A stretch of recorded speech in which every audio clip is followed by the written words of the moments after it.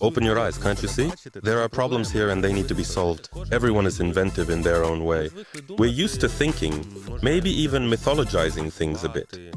We really enjoy creating a myth about ourselves as good people so that we can feel like we belong to a great nation. We can say, for example, that Ukrainians are a self-inventive nation. You have to be very naive to think that Ukrainians, thanks to their ingenuity, can somehow defeat this scientific machine. We don't have the resources, and that's why we're inventive. Our ingenuity is enough for us to survive, but it's not enough to create something bigger, to create resources. And then again, we lack resources, and once more we have to be inventive. And suddenly, the Cossacks stopped being relevant.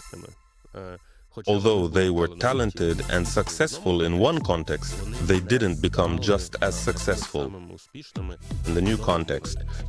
Every new generation of Ukrainians seems to enter the very same loop, the exact same cycle.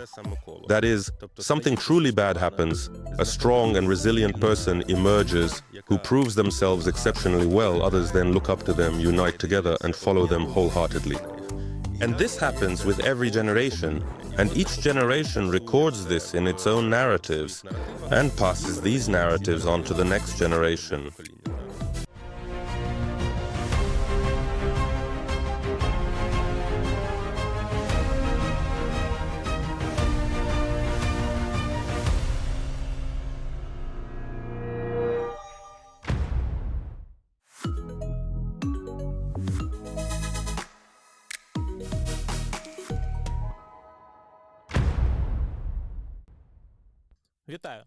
Greetings, I'm Nick Lisitsky, and this is Archetype of the Nation, a cultural project that explores the foundations of Ukrainian national identity, who we were, who we have become, and who we must and can be.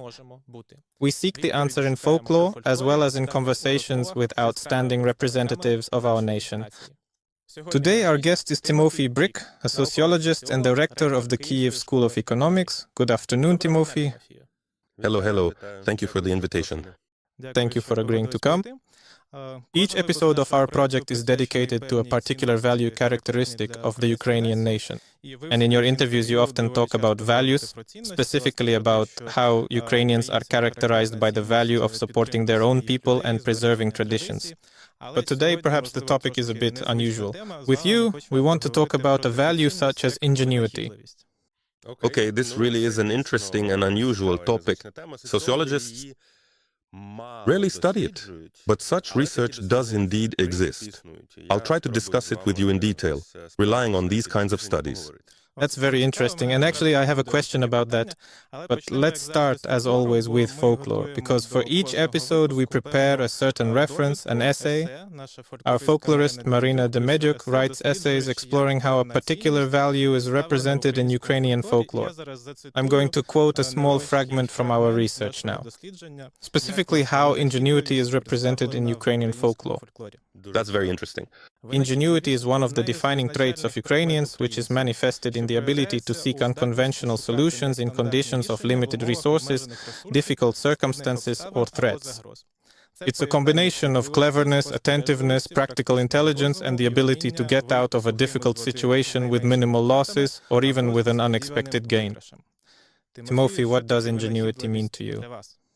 That's a really great and insightful definition because it's very close to precisely how creativity and ingenuity are described both in the social sciences and in prominent business schools.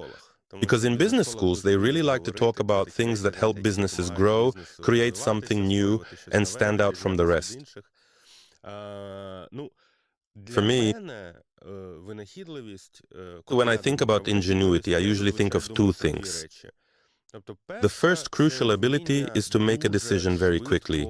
Even if we do not have all the necessary data, we do not have ample time to think, but we still have to make some kind of important decision. And this ability to do it quickly, for me, that's ingenuity. And there is actually a lot of research on this. There are anthropologists, psychologists, and people who deeply study the brain. And it's also widely written about in popular literature. There's this well-known author, Gladwell, and he writes popular science books. And he has a book called Blink, or Spalak in Ukrainian, about how people make decisions very quickly. Sometimes we don't even realize it. And this crucial ability truly comes with extensive experience. That is to say, in order to make the absolutely right decision very quickly and efficiently, we actually have to practice a great deal and consistently. There's a saying that the best improvisation is a well-prepared improvisation.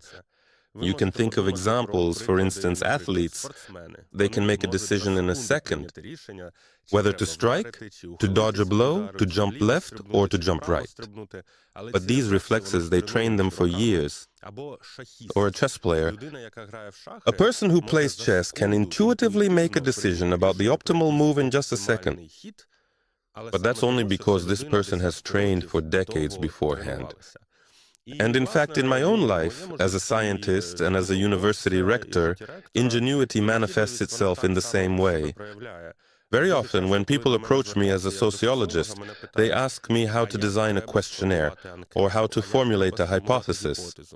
And I truly do not have the sufficient time, to open up books, to go to the local library, and then provide a truly proper, a very well-considered, and an elegant answer. I make decisions very quickly, precisely because I've been doing this for 20 years. And there's a certain very important lesson in this. It's truly hard to be inventive if you don't consistently practice. And the second crucial aspect of inventiveness, which is also incredibly important now, not just for me personally, but for my esteemed colleagues as well, and something we even actively try to cultivate and foster at work, is that we fundamentally think of creativity as the essential ability to transfer valuable knowledge from one distinct field to another. And this is exactly what they love to talk about in business schools. And it's a very controversial idea because it is often even perceived negatively. I can certainly give you some compelling examples of such controversies. For example, when a businessman goes into the realm of politics and confidently declares, "Now I will bring my established way of thinking into politics. We will effectively run politics just like a successful business." A clear instance of this would be Elon Musk. On the one hand, you could say, this is a display of creativity, that he wants to play by his own rules and bring something new and fresh into an outdated bureaucratic system. But on the other hand, you could say that maybe this is just populism. He doesn't understand what he's doing. He's taking primitive steps that could even destroy politics because he hasn't figured out the system. And how do you find the balance here between bringing original ideas into a new environment, or you break this new environment because you were too lazy to study it? This is a very difficult dilemma, and yet it's important for us to think about it because that's exactly what we're trying to do. Often when we do something in our work, we bring templates from one specialty into another. And here we can also talk about science. For example, I am a sociologist, and in sociology there are very often situations when we take, for instance, some innovation from the field of mathematics, and we want to implement this innovation in the field of sociology. This means that we have to transfer something from one field to another. And very often the reaction is so negative, like, why are you bringing your ideas here? This is all too simplistic. To be more specific, I primarily work on the fascinating theory of religious competition. That is to say, in the established fields of mathematics and economics, there were certain significant theorems and statistical models about precisely how competition in the market can cause substantial changes in supply and demand. And we then take these very models and carefully apply them to religious life. It turns out that it's possible to measure religious groups, how they compete with each other, and this can give us insights into how religiosity changes in society. But often the reaction is skeptical. How dare you truly bring your cold mathematics, your rigid formulas, into the sacred world of religion? This is an incredibly profound existential question of our very consciousness, the ultimate existence of God. You have indeed encroached upon the sacred realm. There's a century-old body of scientific literature where there was no mathematics at all. What are you bringing us, these formulas of yours? Go on, play around, keep writing your formulas on napkins. So, without delving into distant matters, I'll just briefly say here that creativity, I agree, is indeed the inherent ability ability to make decisions very quickly in a limited time with limited resources, but it's also the truly crucial ability to see something in one specific place and then transfer it to another different context. And in both of these cases, you have to understand that it's quite hard to do if you don't have prior essential training or previous valuable experience. So creativity is not just, randomly pointing your finger at the sky and guessing, right? Creativity is actually a very deliberate process, often carried out by professionals.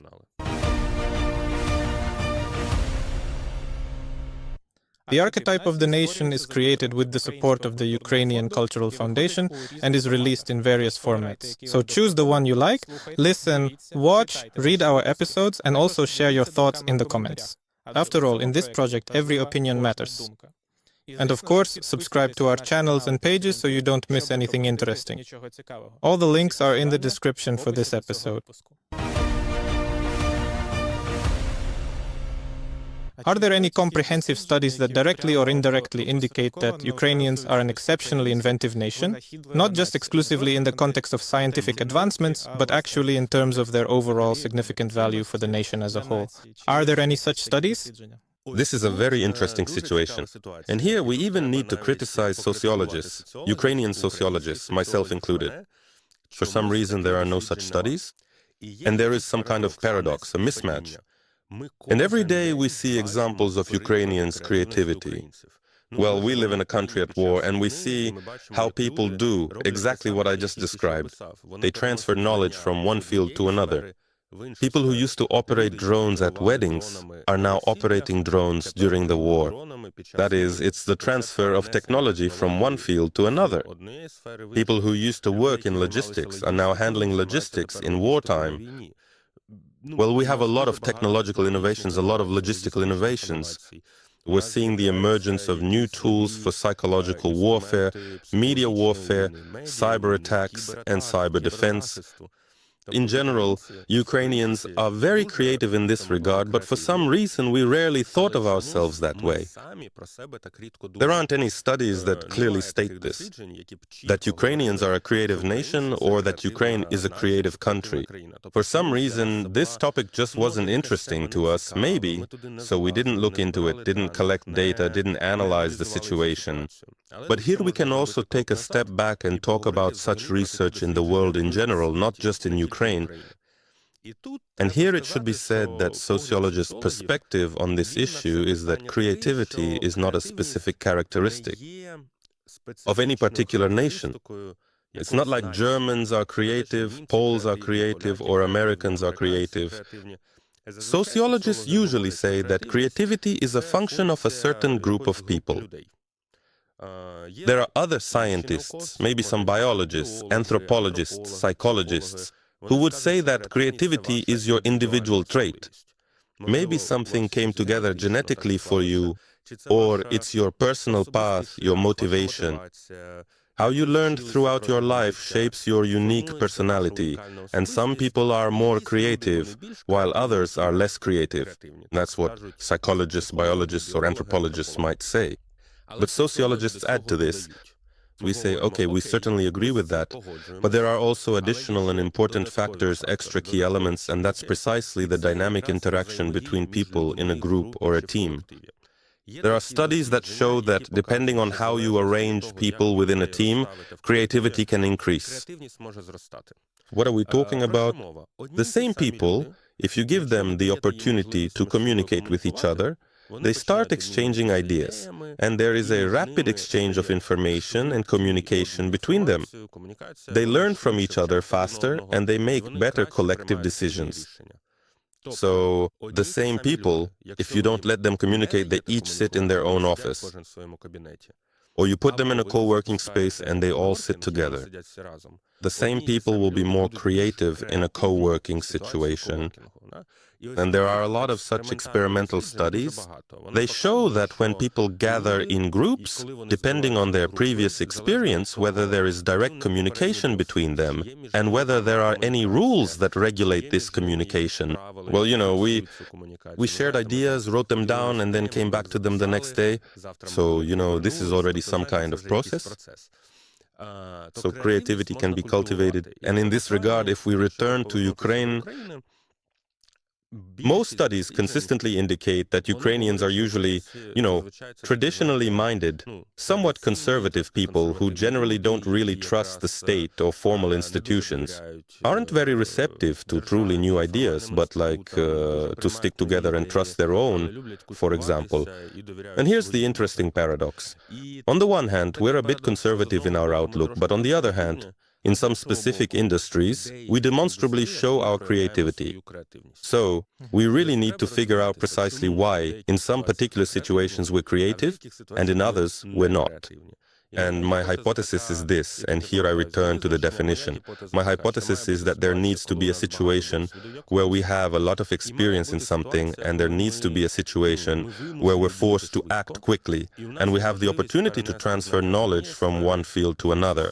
That is, if we talk about those same technologies, there are quite a lot of people with experience in Ukraine. We have many people who are engineers who studied something engineering related, mathematics or natural sciences, and who have gained practical experience. People who found themselves in a situation of uncertainty, a situation where they had to make decisions very quickly for the sake of their own survival, and people who transfer knowledge from different fields into this new field for themselves. You see, it's like a puzzle coming together. I think at this moment, creativity, Isn't our remarkable nationwide ingenuity, considering a certain traditional and deeply ingrained distrust of authority, a clear manifestation of hidden anarchy, that is to say, a strong desire to bypass the established system and invent some truly new and innovative approaches? Yes, I think that's a very profound question. I can't really speak about it with much authority because I'm not a historian. Here you need to sit down so that, historians, sociologists, and political scientists are all at the same table. And if we were to come to some common conclusion, I would say that fundamentally, this creativity can manifest itself, as I mentioned, within a collective. People can truly come together, exchange their ideas, and collaboratively create something entirely new. But, it seems that historically, we have often been deprived of the essential opportunity to be creative. If you think about the Soviet period, it's hard to be truly creative during the Soviet period, when you could simply be sent to the Gulag for your original thoughts and ideas. Well, the primary survival strategy was to simply say less and to meticulously show your original innovative ideas as little as absolutely possible. But even before the Soviet Union, during the historical times of the empire, it was probably also quite difficult to truly show your creativity and express yourself freely. I truly think that we are a country where, for many centuries, we haven't really had a long and consistent history of a truly strong state that would effectively protect the Ukrainian people and their fundamental right to be creative and innovative. A clear counterexample would be Great Britain or the United States of America, or even Switzerland, where a robust and well-established patent system has existed for many, many centuries. So, if you are a creative person and you have your own original idea, you can register that idea, you'll get a patent, you'll be protected by the courts, you'll even get money and status for your creative ideas, and maybe even the Queen will grant you the title of Sir. Even we have a political scientist from the London School of Economics visiting us, and he has the title of Sir. For his intellectual achievements, he received such recognition. Unfortunately, creativity has, for a long time in our country, it was not supported in any meaningful way, in the sense that the state did not actively cultivate it or provide any significant economic funding. And I think that we haven't often had readily available role models, inspiring superheroes, shining stars, or truly dominant narratives in our literature or folklore that would clearly show us that creativity is indeed the very essential virtue we should always strive for, the one that will genuinely elevate you to the upper, more prominent rungs of society. That's why I think that this creativity, we do have it, it's just that it has somehow been preserved at a grassroots level, and maybe only, by grassroots level, let me clarify what I want to say, that at some point it becomes difficult to scale creative ideas. That is, you can be creative in your own yard, you can be creative in your own village, but when you start building your career, back in the Soviet Union probably, you were told to sit down and not stand out. And so your creativity suddenly gets shut down. And it's the same now as it was in the 1990s and 2000s in independent Ukraine. There were a lot of creative people, but unfortunately, they couldn't realize themselves economically. And people who were creative artists or creative scientists often went abroad because they had their creative ideas, but they could only realize them somewhere abroad. I think it's just such a long-standing story that limits our potential in this creativity. I think that it's such a paradox that now we are living through the most terrifying, the most difficult moments in our history. We are living during a war, but for some reason it is precisely during the war that we see some vivid manifestations of this creativity. And the state supports it because it is very important for our survival. And somehow society unites around the idea that we have to survive. And for survival, we need original creative ideas, so we support people who are the bearers of these original ideas. We have new stand-up comedians emerging, and we love Ukrainian stand-up because it's important for our culture.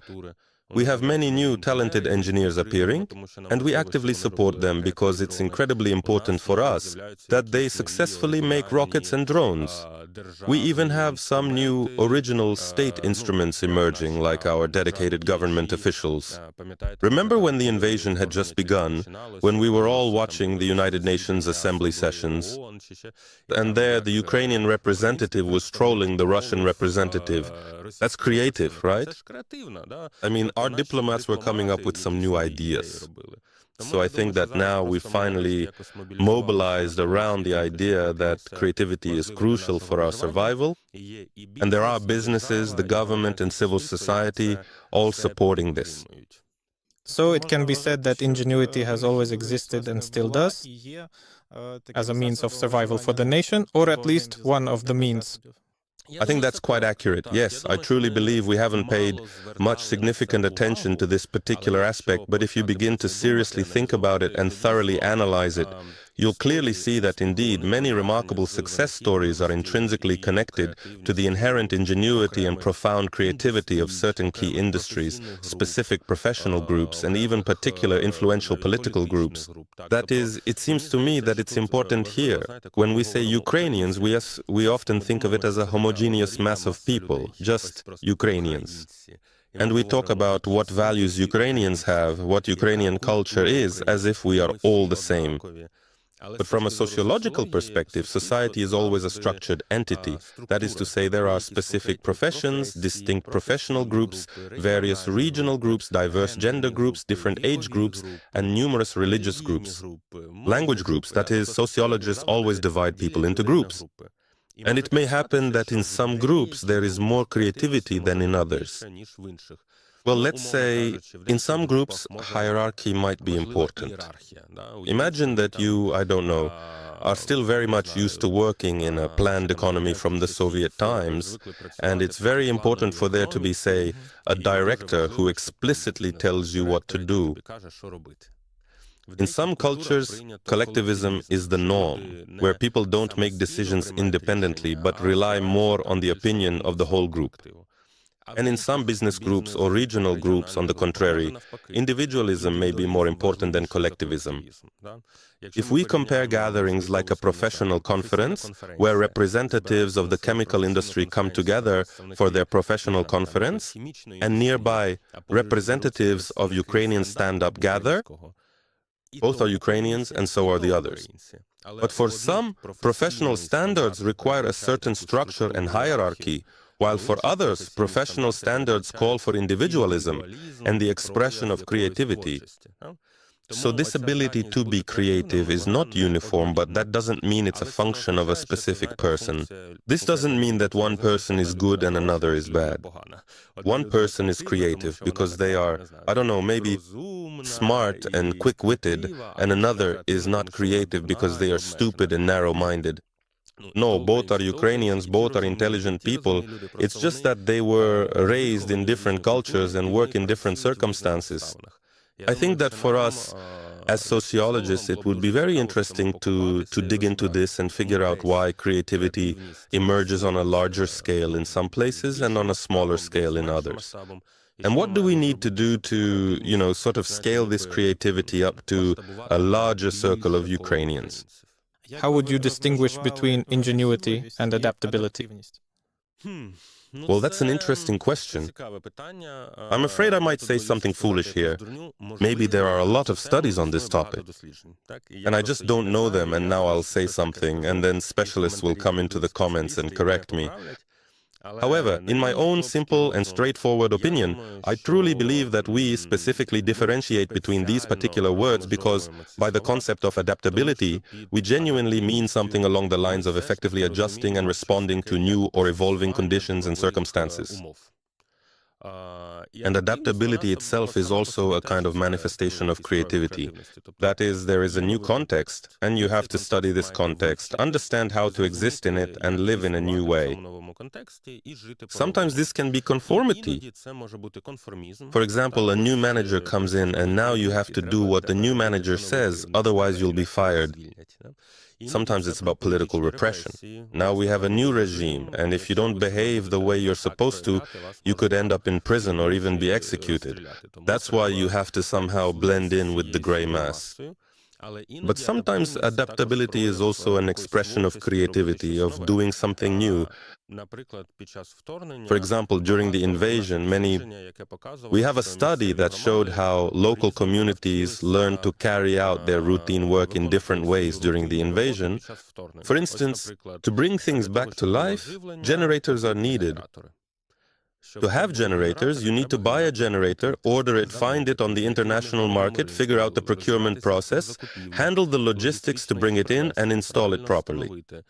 This is also a form of adaptation. That is, people working in local communities have realized that they now face a new crisis, and they need to find a way out of it, so they have learned how to work with generators. And this, you see, is a manifestation of something, I would say, something positive. They recognized the problem, learned new tools, adapted, and now they can live their lives better.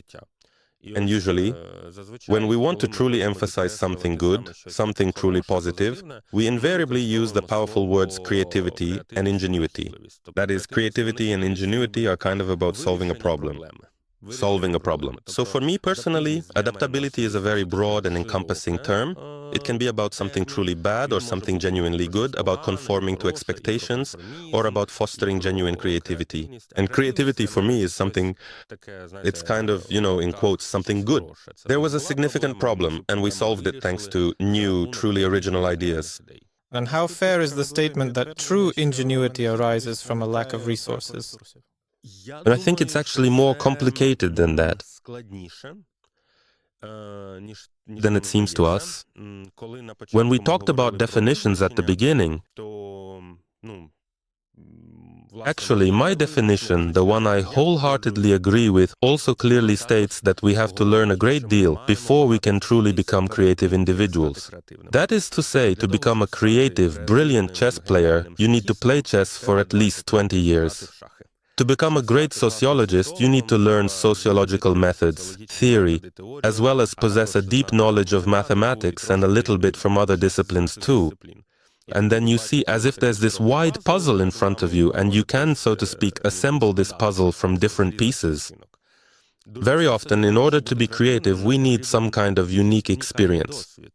So to speak, a person who has gone abroad and truly seen other cultures, who has communicated effectively in other languages, can then return to Ukraine and thoughtfully consider, oh, how very interesting, why exactly do we conduct science in this particular way? Why do we manage politics in this specific manner? Perhaps I should genuinely try to apply some of my valuable new knowledge and experiences in the fields of politics, business, science, or even sports.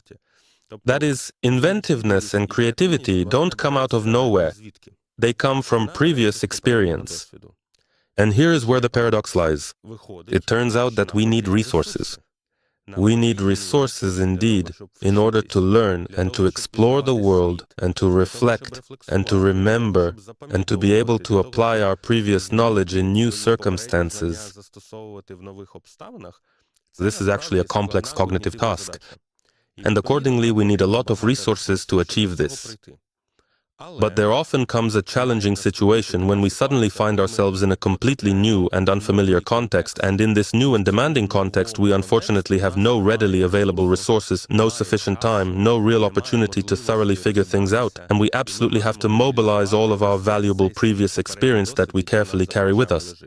Let me give you an example. Let's say, for instance, I spent 20 years building my career as a sociologist, and I invested a lot of time and resources into that. And I lived in the Netherlands, in Spain, and in the States. I rented apartments there, I ate there, I built my life there. So I spent a lot of resources on that. But then I found myself in Kyiv during the invasion, and I was working at the Kyiv School of Economics University. And during the invasion, I became the rector. And I had neither the time, nor the resources, nor the strength to think for a long time. But I had to make some crucial decisions very quickly. And this is precisely where creativity truly comes in. At this particular moment, I don't have the necessary resources, but in order to be truly creative, I need to draw on my previous 20 years of valuable experience when I did have ample resources. So I would say that true creativity is when these two circumstances coincide. We need to have a lot of experience behind us, but we find ourselves in a situation where it seems like we have nothing when we are starting something from scratch. And imagine that in this very situation of limited resources, a person without life experience finds themselves. It will be very difficult for them to become creative because they have nowhere to draw that creativity from.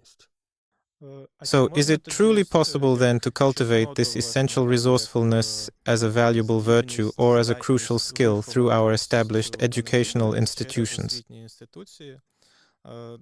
so that it could be activated at certain moments? Well, that's truly my deeply held conviction, and it's my conviction. I find it quite hard to articulate and express, even though it's partially scientifically grounded, because there are numerous studies and extensive experiments that consistently confirm this, and partially it's just my personal ideology, my fundamental worldview. I sincerely believe in education and in the fact that educational institutions, schools, universities, cultivate something within us. This is what we call human capital. Human capital is skills. If you are studying at school or university, you might not even realize it, you might not always understand it, but you are learning a lot. You learn different patterns of thinking. You acquire new models that you can effectively apply to the world. You learn how to build strong connections with other valuable people. You learn how to work in collaborative teams. And sometimes it happens that you leave university, start working, and it feels like you've forgotten everything. And you think, why did I even go to university? I spent, 4 to 6 years there. I don't remember the literature we read in school. I memorized poems by heart. I don't remember a single poem by heart. Someone says, well, I studied that math. Why do I even need it? But suddenly there comes a moment when it's like you have a revelation. Because while you were diligently studying, you were actually training your remarkable brain to be incredibly flexible. You were also training your emotional intelligence to accurately perceive crucial information, to truly understand other people and their perspectives. You were developing the skill to work in a team. And at some point there comes a moment when you need to build something very quickly. I don't know, to make connections with someone new, to start a business, to solve a complex problem. And at that moment this knowledge seems to come back to you, to return. That's why the value of education is incredibly high. I also truly didn't fully understand why I was diligently solving all those complex problems at school and university until I actually started working and then realized, so it turns out my entire professional job is essentially about searching. It's fundamentally about solving certain specific problems, often new and challenging problems. And I already have experience solving problems from before. I simply transfer this experience into a new context. And here this might be a bit of a joke, half joking, half serious, perhaps even a little bit ironic. But I truly started to appreciate my university education when I actually began working and encountered many different people at my job within my specific industry who possessed a significantly different educational background and academic foundation. So for example, I'm a sociologist and I need to solve a sociological problem. And in our team, there are people without the same educational background. Then I realized, damn, we don't even have a common language to talk about it. So for me, for instance, it's obvious. I see the problem, I know how to solve it, but the people in the team don't know. And they might not even see this problem. I say, open your eyes, don't you see? There are problems here, and they need to be solved. And that's because there is a certain experience, certain knowledge, certain skills that we've acquired. We might not even be aware of it, but they are there. You have, in fact, studied a great deal abroad and worked extensively and taught abroad as well. What are your personal impressions of ingenuity if you compare the ingenuity of Ukrainians in various situations to that of other nations? Are we more inventive, less inventive, or just as inventive as others? I am very curious to hear your thoughts on this interesting comparison. That's a great question. Again, I don't have any thorough research on this. This is just my personal experience, my observations. You know, everyone is inventive in their own way. We're used to thinking this way, maybe even mythologizing it a bit. It's very pleasant for us to create a positive myth about ourselves in order to feel a sense of belonging to a great nation. We might say, here are Ukrainians, a self-inventive nation. You know, it's truly like that old myth about our language being the second most melodious after the beautiful Italian language. Someone at some point once came up with this particular myth, and now we just simply go around believing in our very own myths. But in actual fact, every distinct and separate group of people is remarkably inventive in its own unique way. It's just that this inventiveness manifests itself differently. When I lived in the Netherlands, I saw an extremely technologically advanced society. That is to say, both young children and mature adults, and also representatives from many different industries. I personally talked to various people. Some individuals worked in the local theater, and others, well, they were just regular manual laborers or dock workers in the bustling city of Rotterdam. So I had a very wide circle of acquaintances. And unlike in Ukraine, by the way, there is a stronger intergenerational inequality there. Intergenerational inequality, let me explain what that means.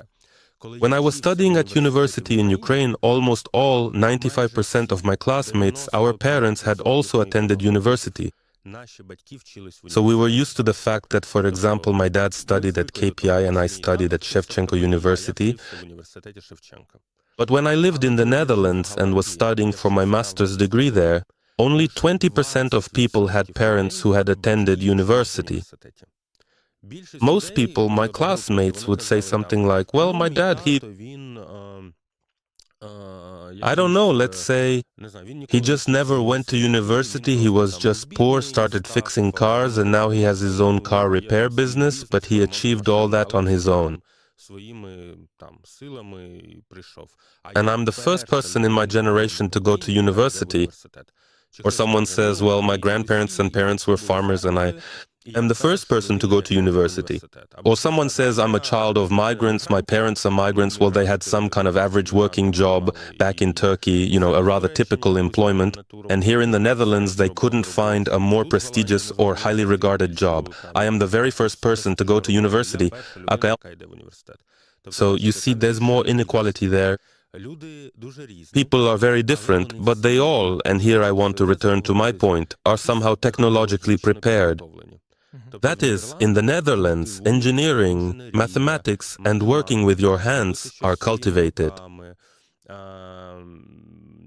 This is very closely connected to their fundamental sense of security, because they constantly face the significant risk that a dam might break or there could be extensive flooding. They actually practice this diligently in schools. They have essential safety lessons where young children must learn to swim, and sometimes they even swim in their clothes in order to successfully pass the crucial exam, so that they are able to survive in difficult situations. So this is a country that is very technologically oriented. They truly love their impressive stories about having massive windmills, extensive dams, about land reclamation, about how many centuries ago they were a powerful empire, about their magnificent ships, and how they were indeed among the pioneering innovators of various advanced technologies for skillfully sailing the vast seas. So they really cultivate this myth within themselves, and it also influences their inventiveness. They are very technologically inventive and they have great architects. They have great mathematicians, great engineers, but it seems to me that, you know, they don't really have a place to express this creativity. because this is a successful country with a high GDP where people in principle don't face any serious crises.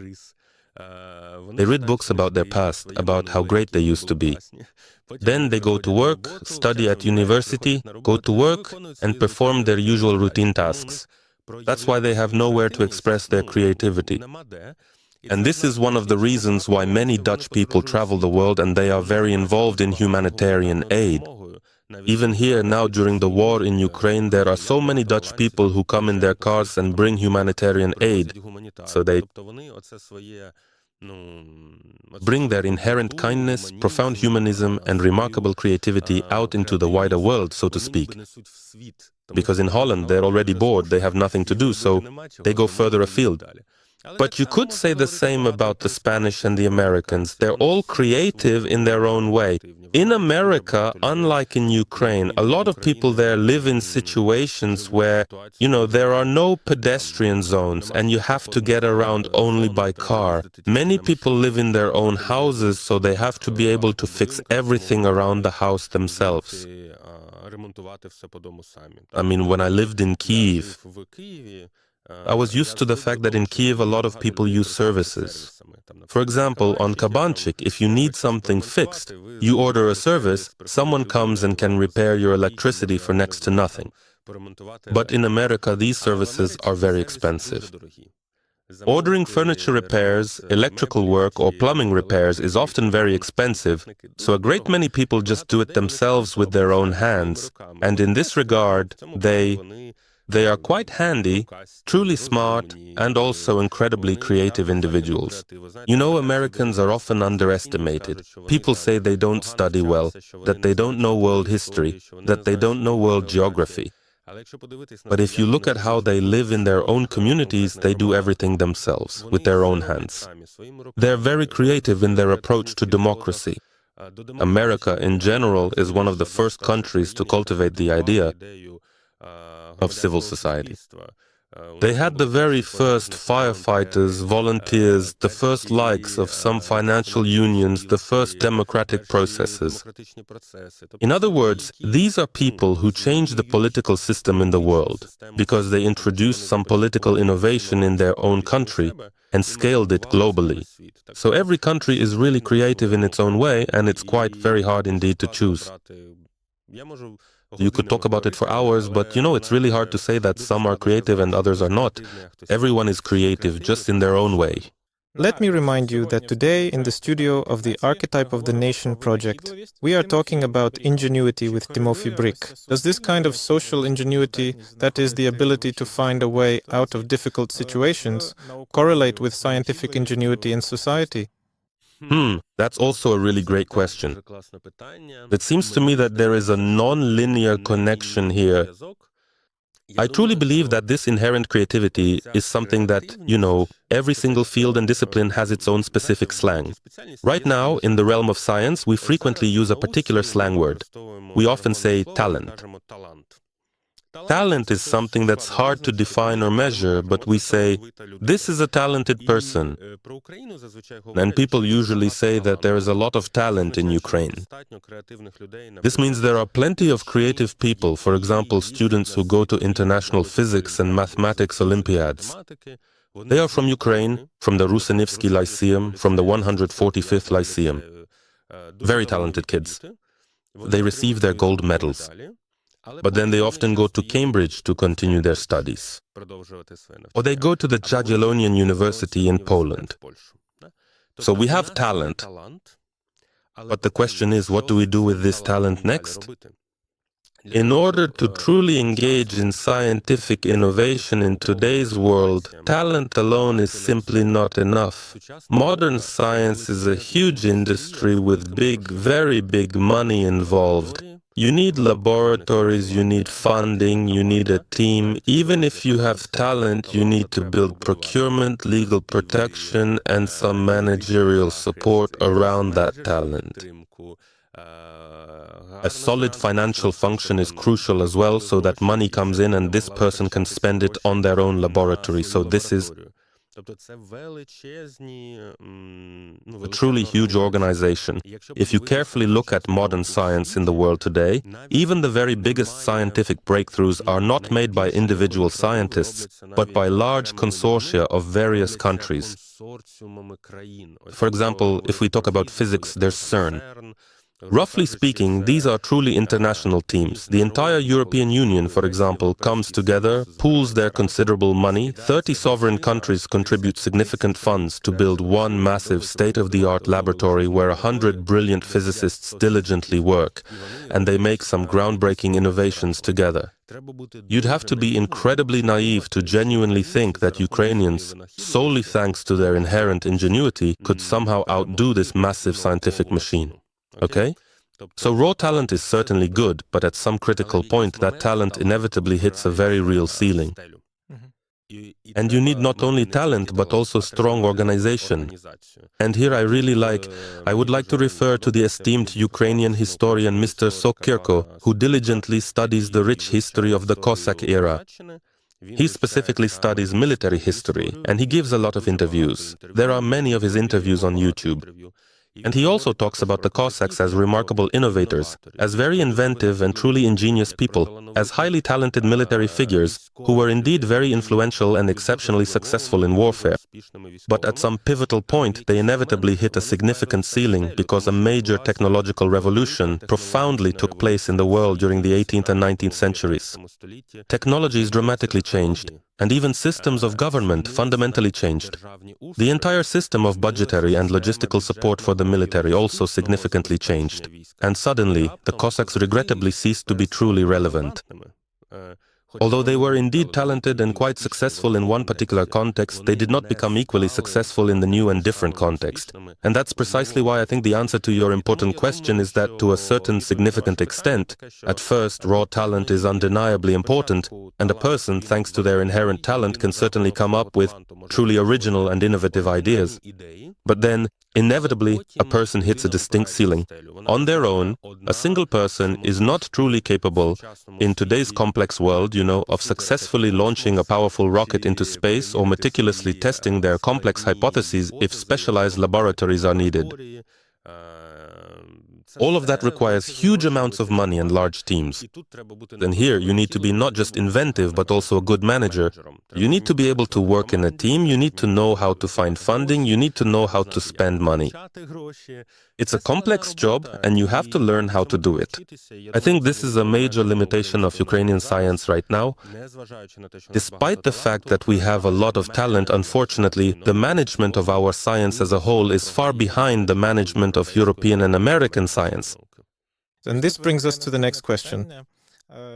Isn't our resourcefulness, which truly arises in difficult situations and helps us to survive, is it actually a result of the lack of a systematic approach? Yes, I absolutely agree that this particular perspective is indeed correct, that resourcefulness is a certain valuable tool.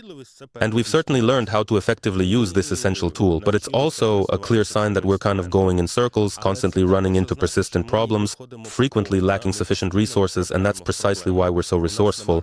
Our current resourcefulness is just enough to merely survive, but it is definitely not enough to truly create something significantly bigger, to genuinely generate new and substantial resources. And then once again, we lack resources, and we have to be resourceful all over again. So it's a kind of vicious circle, and to break out of it, we really need to become more resourceful in our management approaches.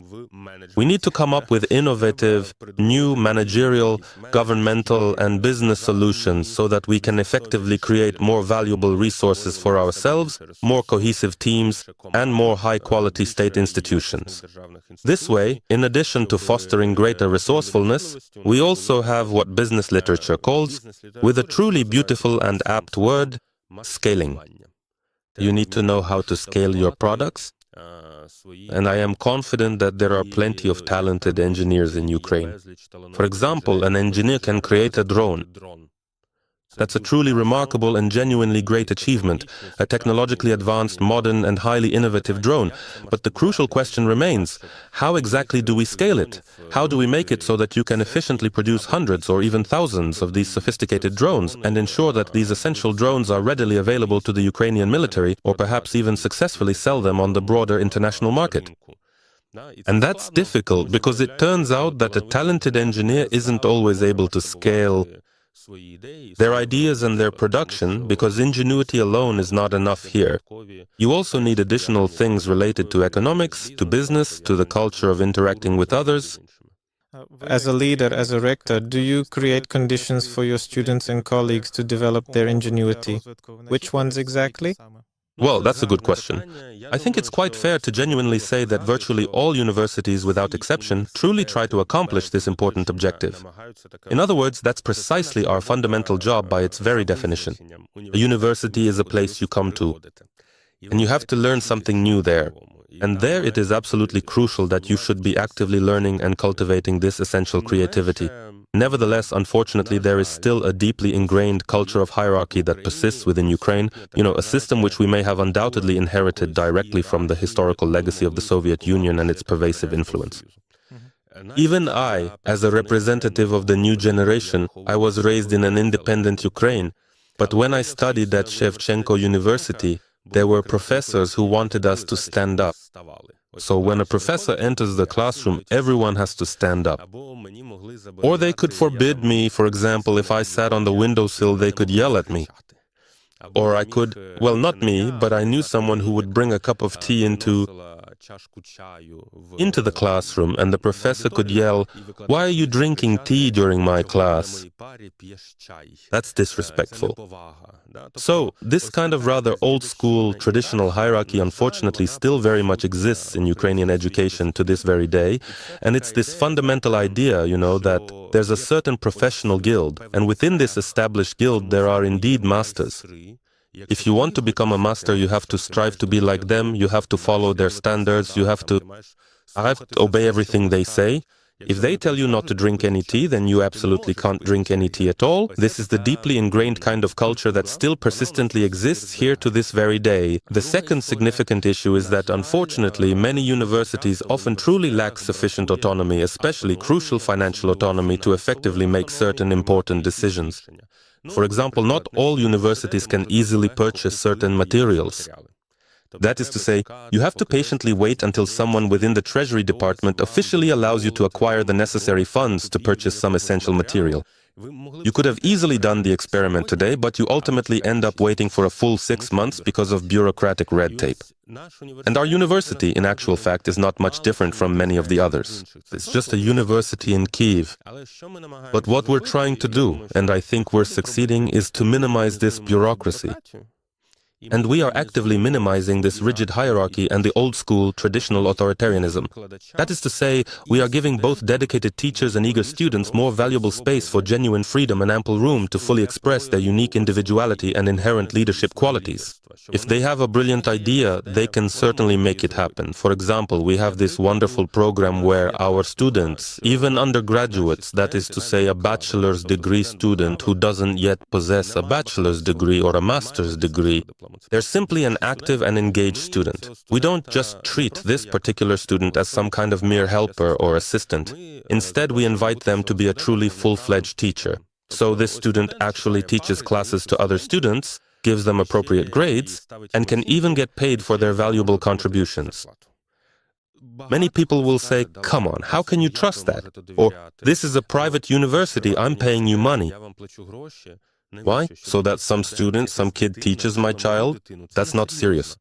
So people often harbor these kinds of preconceived stereotypes within their minds. But if this particular young person is truly talented, if they possess sufficient knowledge, if they can genuinely inspire other students, then why not?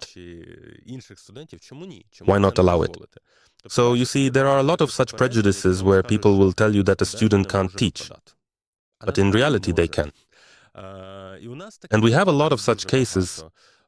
Very often we engage in actions that are remarkably simple and straightforward, yet they serve as a profound expression of our inherent freedom and our unique individuality.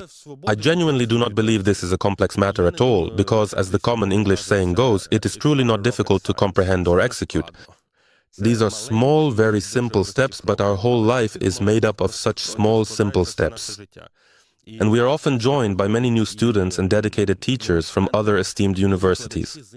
We have a significant number of people who previously built their impressive careers at the very best universities in all of Ukraine. We have talented people who worked at Shevchenko University, at KPI, at Sumy State University, and they are truly great people, and those are indeed great universities, but they just, perhaps lacked a little bit of academic freedom.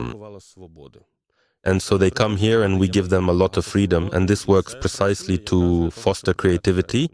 Let's talk about folklore. In Ukrainian folklore, ingenuity is the primary and most effective way to stand up to a physically stronger opponent. And there are many different diverse folkloric images and characters. In fairy tales, there's the cunning little fox. In social and everyday tales, there's the clever peasant who can outsmart anyone, outsmart the devil. In legends, we have the Cossacks, who, thanks to their ingenuity, became known as the Cossack sorcerers. But if we look at history, human ingenuity, well, let's put it this way, was certainly used, but in reality things didn't always turn out as wonderfully well as they often do in fairy tales, did they? And so the question is, this folkloric ingenuity of ours, is it a kind of affirmation and a dream of victory, or does it have nothing to do with reality at all, and is it simply, let's say, a fairy tale invention? Well, this is indeed a very difficult question for me to answer, because I'm certainly not an expert in the fields of history or anthropology, so my answer might be a little bit naive. In my humble opinion,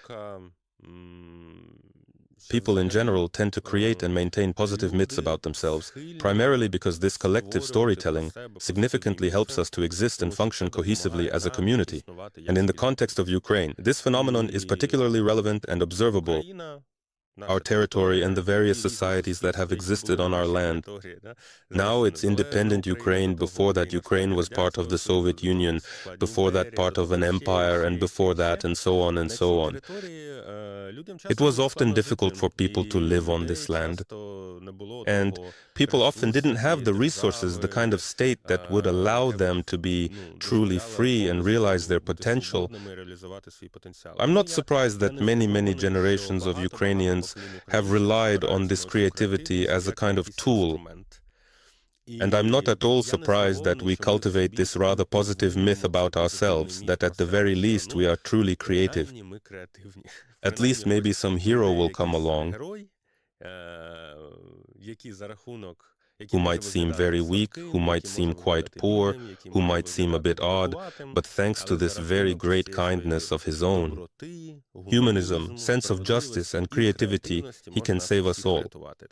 It seems to me that this is a very organic myth for us, but if you think about it, fairy tales rarely end with words like, and then Koti Horoshko came back and started his own business, and never again did the serpent steal his many brothers and sisters. Or that, and then Ivasik Telesik not only successfully returned home, but also meticulously managed to build such a robust political system where no malicious snake Olenka would ever again steal innocent children, because she would be swiftly put in jail for that heinous act. In other words, these fairy tales usually always end with a one-off victory, but there is no scaling up. There's nothing like the creation of a new institution, organization, state, law, right, patent, something that makes society stronger. I truly think that it is already the crucial task of our current generation to create these new compelling narratives and a new evolving culture, which will not just be about individual victories, but rather about how we, as a society as a whole, will collectively develop and progress. And I think that the closest example of this in our folklore is actually the Cossacks, because the Cossacks also created a prototype of a state. And we actively cultivate this rich mythology. We frequently talk about the very first constitution of Philip Orlik. We also talk about the Cossacks who had established ambassadors to other countries, we talk about certain defined borders. I think this is something that already brings us much closer to the idea of a stable and recognized state, one that is widely known and acknowledged in the world, and perhaps this will be the significant task of the next generations. The heroes who are defending us now, they are not only creating individual images. It's not just the image of an individual soldier. We also have images of Azov, Khartia, the 3rd Assault Brigade. In other words, these are already large collectives, large groups. We are talking about the fact that, according to sociological surveys, people trust volunteers, people trust the armed forces of Ukraine. So this is the creation of new groups, new institutions. And if these new groups and institutions become successful and stable, I think it will be a really great step toward making our entire society stronger and more resilient in the coming years. If we talk about the present, the stories of the current war also have a certain folkloric element. There are many stories, for example, about a resourceful grandmother shooting down a drone with a simple jar of pickles, or about a brave grandfather transporting some kind of essential weapon or even tanks, so to speak, or a large truck with vital equipment. What do you truly think in our modern society is this remarkable inventiveness of ours? Could it be the result of the influence of this folkloric heritage, or is it simply such unusual circumstances that lead to unconventional solutions? That's a very difficult question. In sociology and other social sciences, there's always this phrase that correlation does not always imply causation. So even if we observe something, it's hard to say what is the cause and what is the effect. It seems that, indeed, each new generation of Ukrainians somehow enters the very same cyclical loop, the same recurring cycle. Something truly bad happens. A strong and resilient person emerges who thoroughly proves themselves. Others then look up to them, unite together, and faithfully follow them. And this happens with every generation. And each generation records this in its own narratives and passes these narratives, so to speak, on to the next generation. Modern Ukraine, there are people who stood firmly on the Orange Revolution. They recorded certain valuable experiences, some positive skills, some compelling mythology about it, and the next generation came out already for the Orange, and after the Orange for the Euromaidan. And now just recently, we have had protests happening again. And also, a lot of people compared this protest to previous ones. So, yes, I think that this is such a long-lasting thing that people find themselves facing these new challenges and act according to the same pattern. That is, the pattern is that some charismatic person presents themselves well and mobilizes others around them. And this pattern just keeps getting fixed and passed down to future generations as an instruction. And this is our cultural tradition. We've talked about folklore, so now I suggest we play a bit of folklore because it's time for our traditional segment called the Folklore Chest. Today, in this very interesting folklore chest, since our topic is ingenuity, we will be presenting some intriguing riddles. Oh, no, I'm going to embarrass myself because I just spent an hour talking about my creativity and now I have to solve riddles. There will be a total of 5 riddles.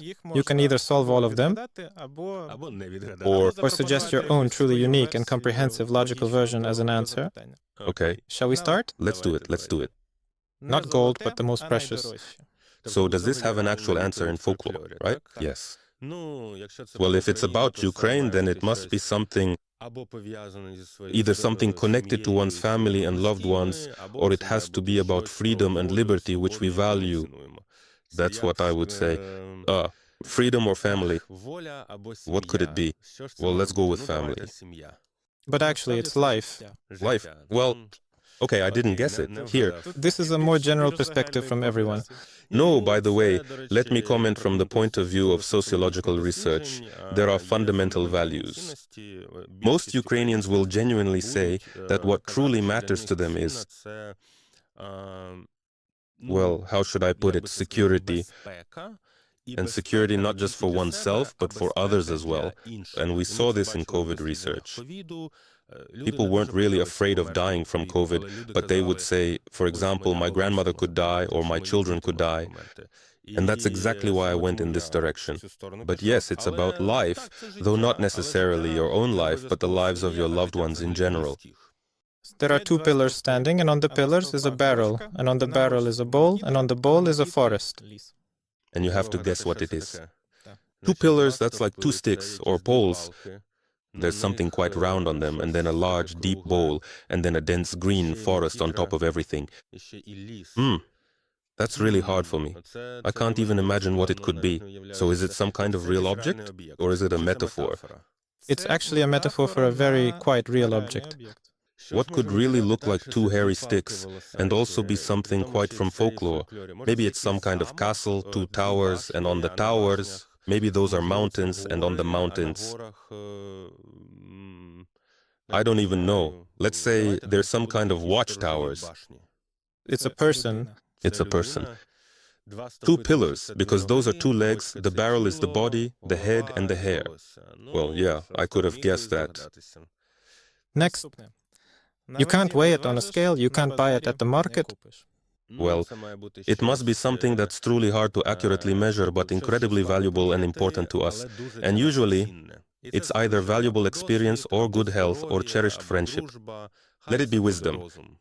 Correct. Okay, so far I've guessed 1 out of 5 exactly right. And what is older than wisdom? What is truly older than wisdom? That's a really good and intriguing riddle. So it absolutely must be, we have this common saying that a fool grows rich in thought, so maybe wisdom is something we've only just acquired now. And before true wisdom, there is always some kind of experience or a significant error, or perhaps mistakes. So what is truly older than wisdom? It is foolishness, or maybe a simple mistake, something like that. People believe it's attention. Attention. Well, yes, some kind of careful observation, which then naturally leads to valuable experience, and from that experience truly comes wisdom. Okay? And now the very last question, or rather the final riddle. It's white in color, but not snow, not a shirt, but it's carefully sewn, not a field, but it's widely sown. So it's distinctly white, something truly white, carefully sewn, not a field, but rather meticulously sewn, both brilliantly white and intricately sewn. This is something that's extremely difficult for me.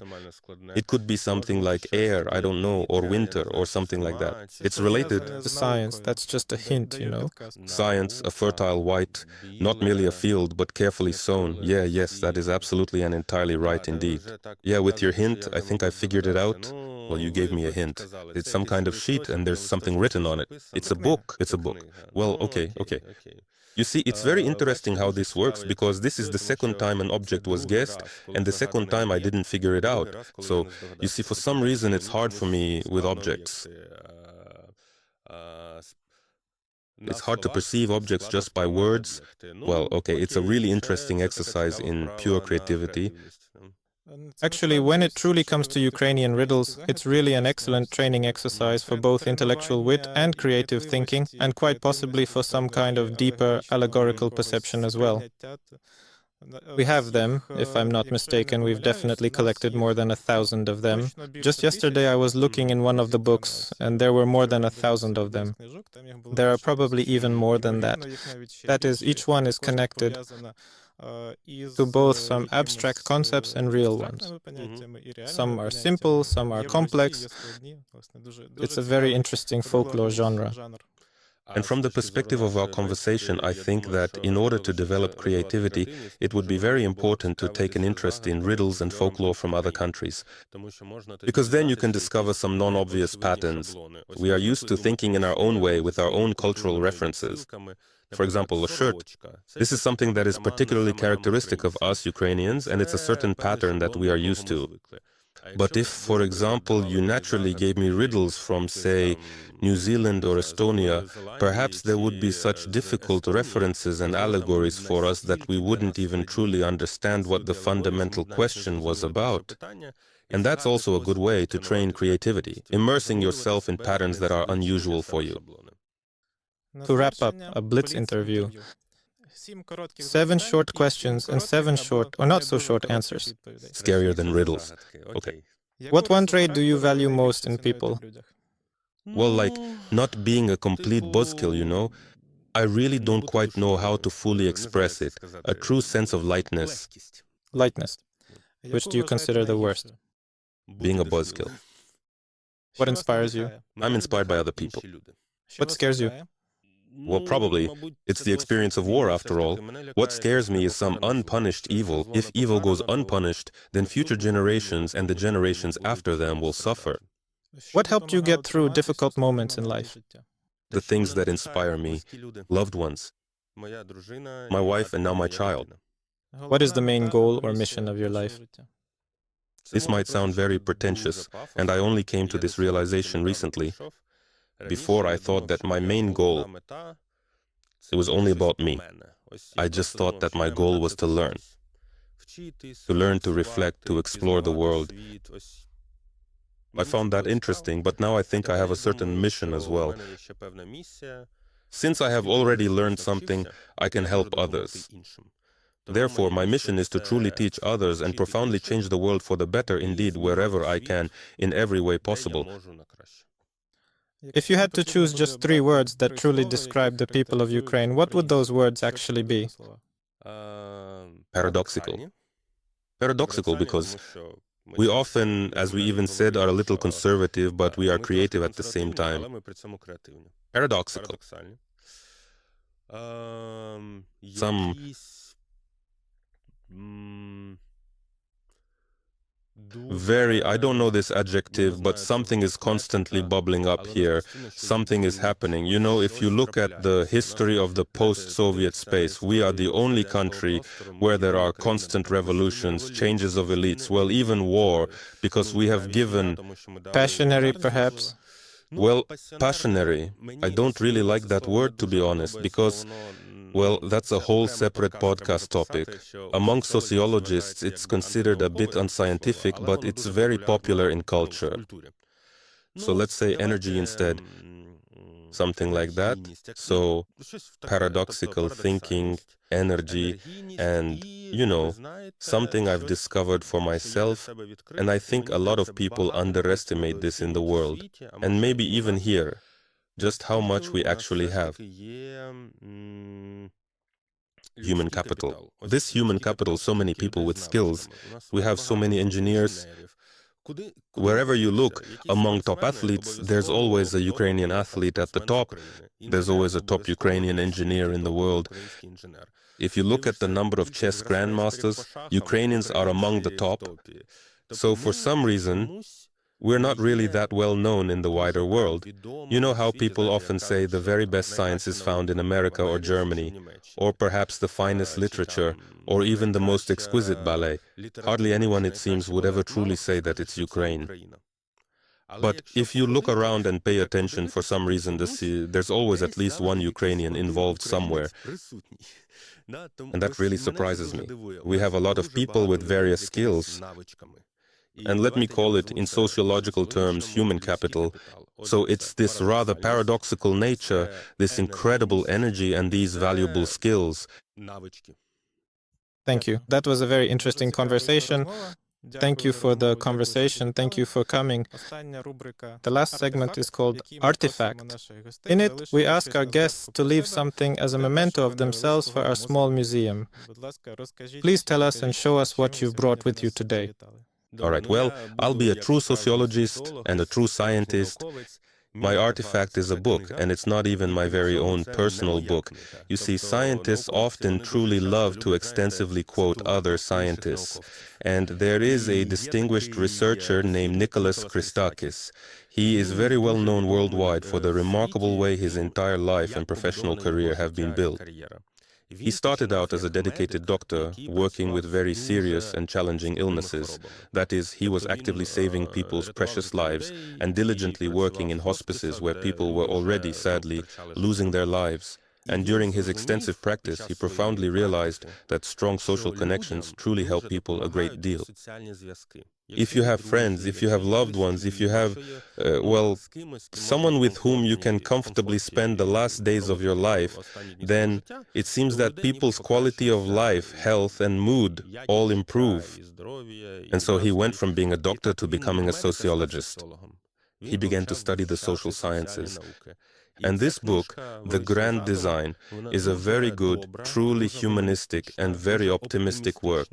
Here, he paints the history of humanity from ancient times to the present day. And he clearly shows that both on the genetic level, the fundamental level of biological organizations, and the social level, people are inherently inclined toward goodness. That is to say, we naturally come together in groups in order to help one another, to create truly good societies and democracies.